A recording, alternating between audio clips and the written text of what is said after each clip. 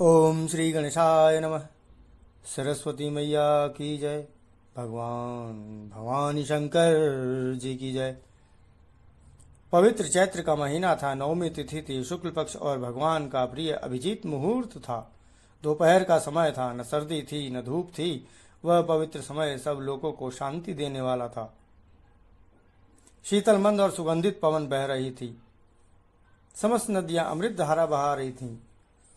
ऐसे में भगवान श्री हरि विष्णु जी अवतार लेते हैं अपने माया शरीर द्वारा, और भगवान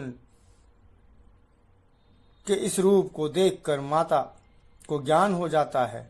वह कहती हैं, प्रभु आप तो समस्त संसार के स्वामी हैं, लीलाधारी हैं, कृपया बालक हो जाइए। माता की यह बात सुनते ही भगवान बालक के समान रुदन करने लगते हैं। समस्त देवता भगवान की स्तुति करके अपने अपने धाम को चले जाते हैं। यहाँ तक का पाठ 57वें दिन तक हुआ। आज 58वां दिन। जय सिया राम। सुनि शिशु रुदन परम प्रिय बानी, संभ्रम चली आई सब रानी। हर्षित जह तह धाई दासी, आनंद मगन सकल पुरवासी। दशरथ पुत्र जन्म सुनि काना, मनहु ब्रह्मानंद समाना। परम प्रेम मन पुलक शरीरा, चाहत उठन करत मति धीरा। जाकर नाम सुनत शुभ होई, मोरे ग्रह आवा प्रभु सोई। परमानंद पूरी मन राजा, कहा बोलाई बजावहु बाजा। गुरु वशिष्ठ कह गयऊँ हकारा, आए द्विजन सहित नृप द्वारा। अनुपम बालक देखे निजाई, रूप राशि गुण कही न रिसाय कही न सिराई। नंदी मुख सराध करी, जात करम सब कीन। हाटक धेनु बसन मन, हाटक धेनु बसन मणि। नृप विप्रन कह दीन। बच्चे के रोने की बहुत ही प्यारी ध्वनि सुनकर सब रानियां उतावली होकर दौड़ी चली आईं। दासियां हर्षित होकर जहां तहां दौड़ी। सारे पुरवासी आनंद मग्न हो गए। राजा दशरथ जी पुत्र का जन्म कानों से सुनकर मानो ब्रह्मानंद में समा गए। मन में अतिशय प्रेम है। शरीर पुलकित हो गया, आनंद से अधीर हो गया। बुद्धि को धीरज देकर और अपने प्रेम में शिथिल हुए शरीर को संभालकर वे उठना चाहते हैं। जिनका नाम सुनने से ही कल्याण होता है, वही प्रभु मेरे घर आए हैं। यह सोचकर राजा का मन परम आनंद से पूर्ण हो गया। उन्होंने बाजे वालों को बुलाकर कहा कि बाजा बजाओ। गुरु वशिष्ठ जी के पास बुलवाया गया। वे ब्राह्मणों को साथ लिए राजद्वार पर आए। उन्होंने जाकर अनुपम बालक को देखा, जो रूप की राशि और जिसके गुण कहने से समाप्त नहीं होते। फिर राजा ने नांदी मुख श्राद्ध करके सब जात कर्म संस्कार आदि किए और ब्राह्मणों को सोना, गौ, वस्त्र और मणियों का दान दिया।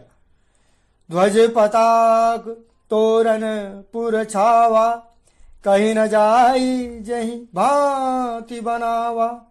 सुमन वृष्टि आकाश ते होई, ब्रह्मानंद मगन सब लोई। वृंद वृंद मिल चली गोसालो गाई, सहज सिंगार किए उठी धाई।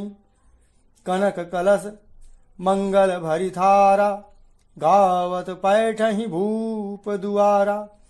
करी आरती नेवछावर करही, बार बार शिशु चरणनि परहि। मागत सूत बंदीगण गायक, पावन गुण गावहि रघुनायक। सर्वस दान दीन सब काहू, जहि पावा राखा नहीं ताहू। मृग मद चंदन कुंकुम कीचा, मची सकल बीथिन बिच बीचा। गृह गृह बाज बधाव, सुभट प्रगटे सुषमाकंद। हर्षवंत सब जहाँ तहाँ, नगर नारी नर वृंद। ध्वजा पताका और तोरण से नगर छा गया। जिस प्रकार से वह सजाया गया उसका तो वर्णन ही नहीं हो सकता। आकाश से फूलों की वर्षा हो रही है, सब लोग आनंद में मगन हैं। स्त्रियां झुंड की झुंड मिलकर चली, स्वाभाविक श्रृंगार किए ही वे उठ दौड़ी। सोने का कलश लेकर और थालों में मंगल द्रव्य भरकर गाती हुई राजद्वार में प्रवेश करती हैं। वे आरती करके निशावर करती हैं और बार बार बच्चे के चरणों पर गिरती हैं। मागध, सूद, बंदीजन और गवैये रघुकुल के स्वामी के पवित्र गुणों का गान करते हैं। राजा ने सब किसी को भरपूर दान दिया, जिसने पाया उसने भी नहीं रखा, लुटा दिया। नगर की सभी गलियों के बीच बीच में कस्तूरी, चंदन और केसर की कीच मच गई। घर घर मंगल बधावा बजने लगा, क्योंकि शोभा के मूल भगवान प्रकट हुए हैं। नगर के स्त्री पुरुषों के झुंड जहां तहां आनंदमय हो रहे हैं। कह कह सुता सुमित्रा दो, सुंदर सुत जनमत भय जो। वह सुख संपत्ति समय समाजा, कहीं न जा सकई सारद अहि राजा। अवधपुरी सोहई यही भांति, प्रभु ही मिलन आई जनु राति। देखी भानु जनु मन सकुचानी, तदपि बनी संध्या अनुमानी। अगर धूप बहु जनु अधियारी, उड़ई अबीर मनहु अरुनारी। मंदिर मणि समूह जनु तारा, नृप गृह कलश सो इंदुदारा। भवन वेद धुनि अति मृदु वाणी, जनु खग मुखर समय जनु सानी।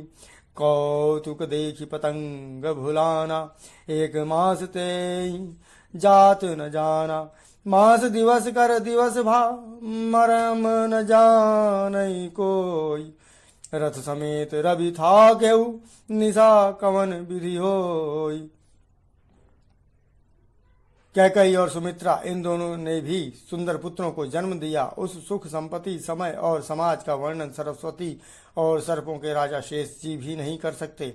अवधपुरी इस प्रकार सुशोभित हो रही है, मानो रात्रि प्रभु से मिलने आई हो और सूर्य को देखकर मानो मन में सकुचा गई हो। परंतु फिर भी मन में विचार कर वह मानो संध्या बनकर रह गई हो। अगर की धूप का बहुत सा धुआं मानो संध्या का अंधकार है, और जो अबीर उड़ रहा है वह उनकी ललाई है। महलों में जो मणियों के समूह हैं वे मानो तारागण हैं।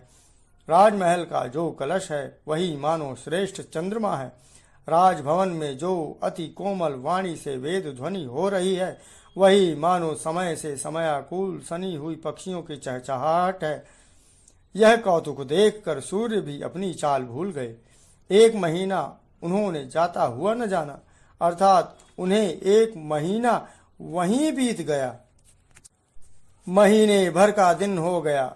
इस रहस्य को कोई नहीं जानता। सूर्य अपने रथ सहित वहीं रुक गए, फिर रात किस तरह होती।